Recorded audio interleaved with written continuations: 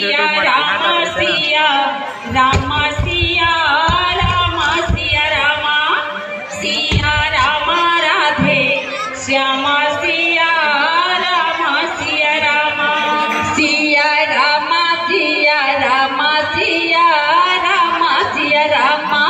सिया रामा राधे श्यामा सिया रामा सिया रामा सिया रामा सिया रामा सिया रामा सिया रामा राधे श्यामा सिया रामा सिया रामा सिया रामा सिया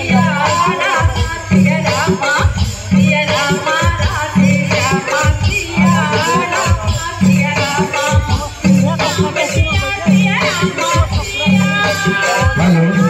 नीम जागृति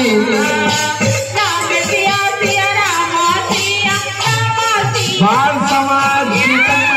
कोटा भगवान की दरबार में पहुँचने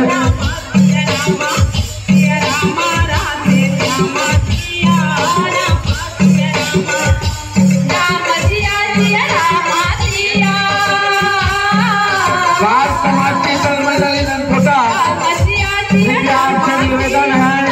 भगवान के दरबार में कीर्तन भजन के लिए प्रवेश करने की कृपा करेंगे। श्री जागेश्वर तारा फिरक सिंह जी आपसे निवेदन है कृपया कीर्तन मंडली रनकोटा को सम्मान भगवान के दरबार में प्रवेश कराने की कृपा करेंगे।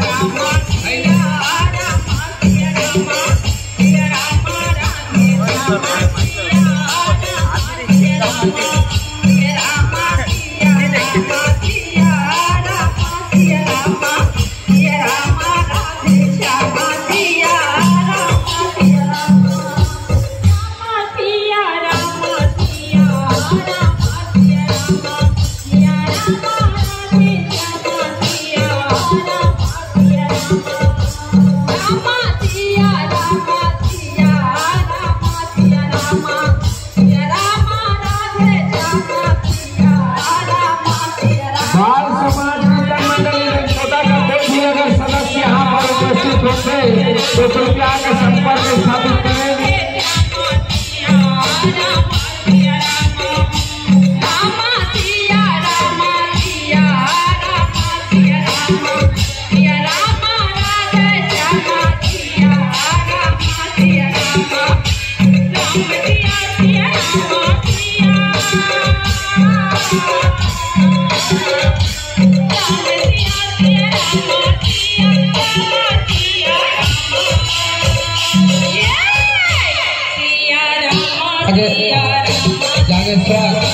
जागेश्वर बिरयानी वाले यहाँ पर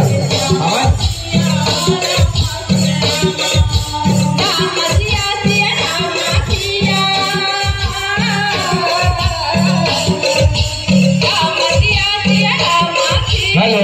कृपया ध्यान देंगे कीर्तन मंडली रनकोटा के अनुपस्थिति में